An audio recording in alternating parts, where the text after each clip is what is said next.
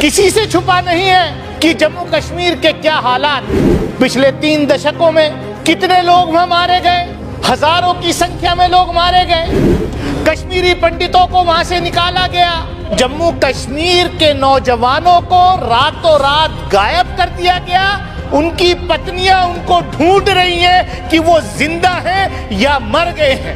50,000 बेगुनाह लोग वहां मारे गए हैं। और जब ये सरकार आई थी तो इन्होंने वादा किया था कि कश्मीरी पंडितों को वहां पुनर्स्थापित किया जाएगा। मैं आपके माध्यम से पूछना चाहता हूं सरकार से कि पिछले 2 वर्ष में आपने कितने कश्मीरी पंडितों को पुनर्स्थापित किया? आपके पास मैं समझता हूं कोई जवाब नहीं है। जिसने पार्लियामेंट के ऊपर अटैक किया था अफजल गुरु, उसको शहीद बताने वालों के साथ भारतीय जनता पार्टी ने जम्मू कश्मीर के अंदर सरकार चलाई थी। हो सकता है ये नफरत फैला करके आपको कुछ पॉलिटिकल फायदा हो जाए। कश्मीर फाइल्स पे या गुजरात फाइल्स पे मूवीज बना करके लोगों में नफरत का माहौल पैदा नहीं करना चाहिए, और ये नफरत जो है ये हमें खा जाएगी। कश्मीर जलता रहे, जले आपसे, आपको जो है दूसरे प्रदेशों में फायदा हो जाए, लेकिन ये देश के लिए अच्छा नहीं है। सरकार ने ये बाकायदे यहां वादा किया था आदरणीय गृह मंत्री जी ने कि बहुत जल्द जम्मू और कश्मीर में इलेक्टेड असेंबली होगी, वहां के राज्य को पूर्ण दर्जा दिया जाएगा। लेकिन आखिर ऐसी कौन सी वजह है कि जम्मू कश्मीर के लोग 5 अगस्त 2019 के बाद से 1 साल से ज्यादा बिल्कुल लॉकडाउन की स्थिति में रहे? ना इंटरनेट कनेक्शन था, ना टेलीफोन था, ना कुछ था। हम लोगों को उनकी पीड़ा उस वक्त समझ में नहीं आ रही थी, लेकिन ये कुदरत ने हमें, जब कोरोना आया तो हमें एहसास हुआ, इस देश की जनता को, पूरी दुनिया को, कि लॉकडाउन की स्थिति कैसी होती है। मैं आपके माध्यम से सरकार से यही कहूंगा कि जल्द से जल्द जम्मू एंड कश्मीर में चुनाव कराए जाएं, डिलिमिटेशन का बहाना लेकर के चुनाव वहां स्थगित ना रखे जाएं। जो इलेक्टेड रिप्रेजेंटेटिव हैं, ये अधिकार उनको दिया जाए।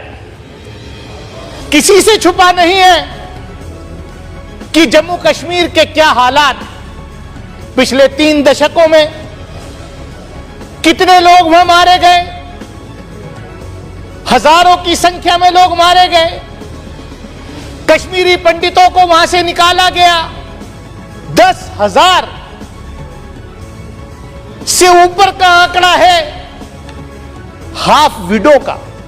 यह टर्मिनोलॉजी हाफ विडो, मैंने जब मैं कश्मीर गया था, जम्मू कश्मीर गया था एक डेलीगेशन में, तो मेरे सामने ये टर्मिनोलॉजी वहां पर आई। मैंने कहा हाफ विडो क्या है साहब? बोले हाफ विडो ये वो है जो जम्मू कश्मीर के नौजवानों को रातों रात गायब कर दिया गया, उनकी पत्नियां उनको ढूंढ रही हैं कि वो जिंदा हैं या मर गए हैं।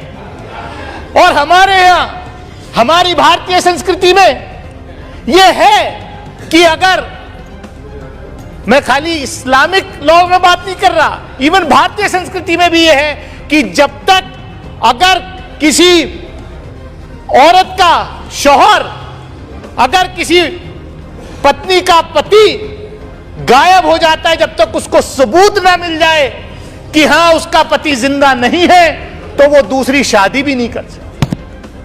ऐसी स्थिति से 10,000 से ज्यादा हाफ विडोज जो हैं वहां पर झेल रही हैं। 50,000 बेगुनाह लोग वहां मारे गए हैं। और जब ये सरकार आई थी तो इन्होंने वादा किया था कि कश्मीरी पंडितों को वहां पुनर्स्थापित किया जाएगा। मैं आपके माध्यम से पूछना चाहता हूं सरकार से कि पिछले 2 वर्ष में आपने कितने कश्मीरी पंडितों को पुनर्स्थापित किया, पिछले 7 वर्ष में आपने कितने कश्मीरी पंडितों को पुनर्स्थापित किया जम्मू कश्मीर के अंदर। आपके पास मैं समझता हूं कोई जवाब नहीं है। हां, आपने पिछले 7 साल में बड़े अभिमान्य मंत्री जी कह रहे थे कि हमने ये किया, हमने, आपने किया। जिस आतंकवादी को, क्योंकि सुप्रीम कोर्ट ने फैसला दे दिया कि वो आतंकवादी था जिसने पार्लियामेंट के ऊपर अटैक किया था, अफजल गुरु, उसको शहीद बताने वालों के साथ भारतीय जनता पार्टी ने जम्मू कश्मीर के अंदर सरकार चलाई थी।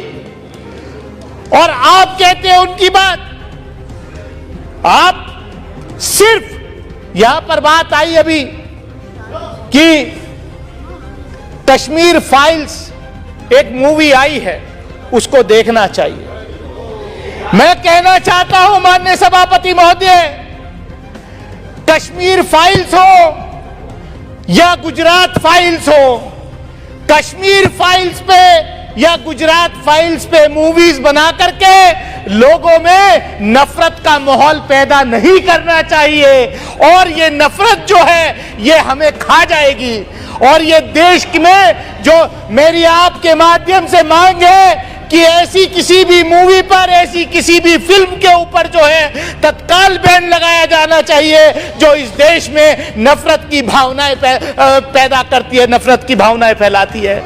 हम कब तक गुजरात फाइल्स याद करें, हम कब तक कश्मीर फाइल्स याद करें।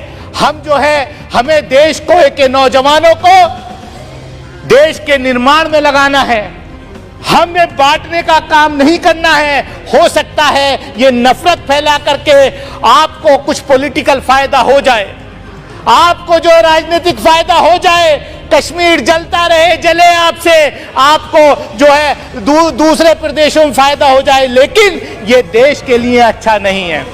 और मैं आपसे, आपके माध्यम से सभापति महोदय सिर्फ इतना ही कहना चाहता हूं, भाई 2019 के बाद जब यहां पर कश्मीर डिस्कस हो रहा था, जब जम्मू कश्मीर की विधानसभा को खत्म किया गया, जब जम्मू कश्मीर राज्य के टुकड़े किए गए, जम्मू कश्मीर के लोगों के अधिकार छीने गए, उस वक्त यहां बड़े जोर जोर से भाषण हो रहा था कि साहब अब जो है, मुझे भी कहा था सामने से गृह मंत्री जी ने उठ के कि अब दानिश अली आप भी जाकर के प्लॉट खरीद सकते हो, जमीन खरीद सकते हो जम्मू कश्मीर में, पहले नहीं खरीद सकता। मैं पूछना चाहता हूं कि कितने उत्तर प्रदेश या गुजरात के लोगों ने कश्मीर के अंदर प्लॉट खरीदे हैं, कितना वहां पर जो है इन्वेस्टमेंट के। मैं चाहता हूं कि वहां पर इन्वेस्टमेंट हो, मैं चाहता हूं कि वहां के नौजवानों को रोजगार मिले, मैं चाहता हूं कि वहां पर अमन और शांति रहे। अभी यहां कहा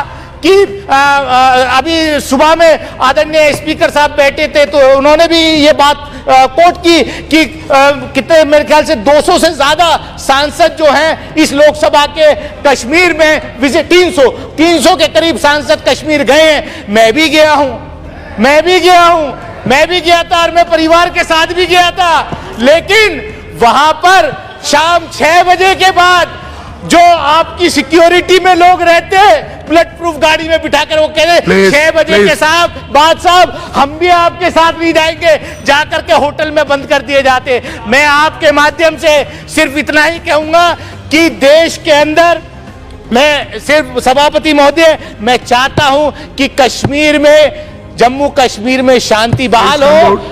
जिन लोगों के साथ अन्याय हुआ है उनको न्याय मिले, उनको रोजगार मिले, और डिलिमिटेशन का बहाना लेकर के वहां के चुनाव ना टाले जाए, जम्मू कश्मीर के असेंबली बहाल की जाए, जम्मू कश्मीर को पूर्ण राज्य का दर्जा दिया जाए। और एक आखिर में बात ये मैं कह के खत्म करता हूं कि ये सरकार आत्ममंथन करे कि जम्मू कश्मीर का बंटवारा करके कितना फायदा हुआ है, कितना नुकसान हुआ है, बॉर्डर पर आज क्या स्थिति पैदा हुई है, इस जिम्मेदारी से कोई नहीं बच सकता, सरकार नहीं बच सकती। मैं इन्हीं अल्फाजों के साथ अपनी बात खत्म करूंगा कि सरकार ध्यान दे।